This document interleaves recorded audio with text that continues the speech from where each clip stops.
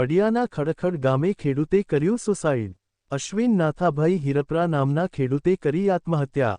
ખેતીની લોન ન ભરી શકતા ખેડૂતે કરી આત્મહત્યા। બેંક ધિરાણની રકમ ન ભરી શકતા ખેડૂતે દવા પીને કર્યો આપઘાત। બેંકમાંથી ધિરાણ લીધા બાદ ભરી ન શકતા ખેડૂતે કર્યો આપઘાત। સંયુક્ત પરિવારમાં 10 વીઘાની જમીન ધરાવતા ખેડૂતે કર્યો આપઘાત। ઝેરી દવા પીતા ખેડૂતને ખડખડથી જૂનાગઢ ખસેડાયો। જૂનાગઢ સારવાર દરમિયાન ખેડૂતનું થયું મોત। સતત 3 મહિનાથી ધિરાણ લીધા બાદ ધિરાણ ભરવા બેંકમાંથી આવતા હતા કોલ। બેંક ધિરાણ ન ભરી શકતા ખેડૂતે આત્મહત્યાનો રસ્તો અપનાવ્યો। વિજય હિરપરા। બેંકમાંથી રોજના 8થી 10 કોલ આવતાને ધિરાણ ભરવાનું પ્રેશર કરતા હતા વિજય હિરપરા। બેંકના પ્રેશરને કારણે ખેડૂતે દવા પીધી। ખડખડ સરપંચ। વડિયા પોલીસે 10 વર્ષથી માનસિક રોગની દવા ચાલુ હોય અને બેંકનું લેણું ભરવા સંયુક્ત ખાતાની જમીન વેચવી હોય જે ના પાડતા અનાજમાં નાખવાના ટીકડા ખાધા હોવાની નોંધ કરી। વડિયા પોલીસે એડી દાખલ કરી આગળની તપાસ હાથ ધરી। રિપોર્ટર સમીર ખોખર, અમરેલી। શું નામ તમારું ને શું મુદ્દો છે તમારા ગામનો? રાજુભાઈ ભેસાણીયા મારું નામ છે। આ ગામ ખડખડ છે, તાલુકો કુકાવાવ, જિલ્લો અમરેલી છે। આજની મારા જ ગામની આ ઘટના છે। અશ્વિનભાઈ નાથાભાઈ હિરપરા એક ખેડૂત છે, ખેડૂત પરિવારમાં જન્મેલો દીકરો છે। રાત દિવસ અથાગ પરિશ્રમ કરવા વાળો પરિવાર છે। સુસાઇડ કરી આજે ઘર આંગણે અમે આશ્વાસન દેવા આવ્યા ત્યારે પરિવારની વેદના સાંભળી અને ખૂબ દુઃખ થાય છે, હૃદય કકડી જાય છે। પહેલી વિનંતી મારી એ છે કે સમાજ આ પરિવારની સાથે આવે। આ એક ખેડૂત પરિવાર છે અને સુસાઇડના કારણો સાંભળી હૃદય કંપી જાય છે। 12-13 વર્ષનો એક દીકરો, નાનો માસૂમ ફૂલ જેવો, અને ફૂલ જેવો પરિવાર નજરની સામે વિખાઈ ગયો।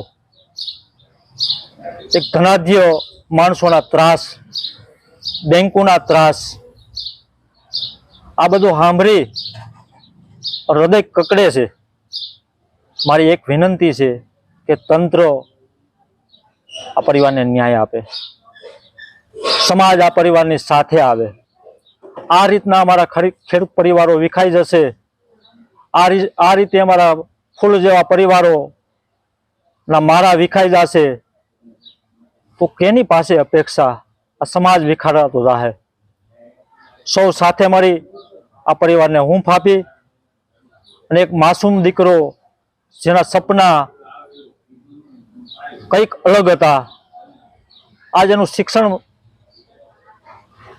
પરિસ્થિતિ પૂર્ણવિરામ મુકાઈ ચૂક્યું છે, કારણ કે નાનો માસૂમ પરિવારનો દીકરો છે। આવકમાં કાંઈ સાધનો નથી અને આ હદ સુધીના ત્રાસ અને આવડા બધા સમાજમાં આને કોઈ રોકવા વાળો કોઈ નહીં। આ ઘટનાઓ એક દુઃખદ છે। આ સમાજને લોકો સંકેત આપે છે, સમાજ જાગે, સમાજ હૂંફ આપે આ પરિવારને અને પરિવાર સાથે આવે। નકરી વાતોથી કંઈ નથી થવાનું। આ એક ઘટના છે, આગળની ઘટના ન બને એના માટે આ સમાજ આ પરિવારને હૂંફ આપવા સૌ સાથે આવીને પ્રયાસ કરે એવી ભાવના સાથે આ ગામના એક ખેડૂત તરીકે મારી વિનંતી છે સૌ સમાજને। શું નામ તમારું ને શું મુદ્દો છે? હું ખડખડ સરપંચ મુકેશભાઈ ભેસાણીયા। તો મુદ્દામાં સાહેબ એવું છે કે અશ્વિનભાઈ નાથાભાઈ હિરપરા, જે અમારા ગામનો એક હિરપરા પરિવારમાં એક ગણો તો સામાન્ય પરિવાર, એમાં અશ્વિનભાઈ નાના ખાતેદાર, ખેડૂત ખાતેદાર છે કે જેઓએ આર્થિક રીતે નબળો પરિવાર છે અને બેંકમાં લોન લીધેલી હતી। તો અવારનવાર બેંકનું પ્રેશર આવવાથી કે ભાઈ ઉઘરાણી કરવાથી હવે એને પ્રયત્ન એની રીતથી ખૂબ કર્યા કે ભાઈ મારે બેંકને બધું ભરી દેવું છે, પણ છતાં પ્રયત્નશીલ છતાં એનાથી થયું નહીં અને એને આવું પગલું ભરવું પડ્યું છે કે સુસાઇડ કરવી પડી છે। તો બેંકનું એટલું બધું પ્રેશર ન હોવું જોઈએ, જેથી કરીને કે આવા નાના ખેડૂત ખાતેદારોને આવા પગલાં ભરવા પડે। તો બેંકને થોડુંક સમજવું જોઈએ કે ભાઈ એમના પરિવારનો સંપર્ક કરવો જોઈએ અથવા તો ગામનો કોઈ નાગરિકો એનો સંપર્ક કરવો જોઈએ કે જેથી કરીને આ વ્યક્તિને આ પગલું ભરવું ન પડે। શું નામ તમારું? મારું નામ વિજયભાઈ નાથાભાઈ હિરપરા। ભાઈ જે એક્સપેક્ટ થઈ ગયાનું નામ એ અશ્વિનભાઈ નાથાભાઈ હિરપરા, મારો નાનો ભાઈ. શું બનાવશો? બનાવ એને અનાજમાં નાખવાનો ટીકડો પીધો, આપઘાત કર્યો. બેંક ઓફ બરોડાનું ધિરાણનું દબાણ હતું. લગભગ આશરે 3 મહિનાથી બહુ હેરાન કરતા. રોજના 8 થી 10 ફોન આવે, ધિરાણ ભરવાનું પ્રેશર એવડું કરતા હતા.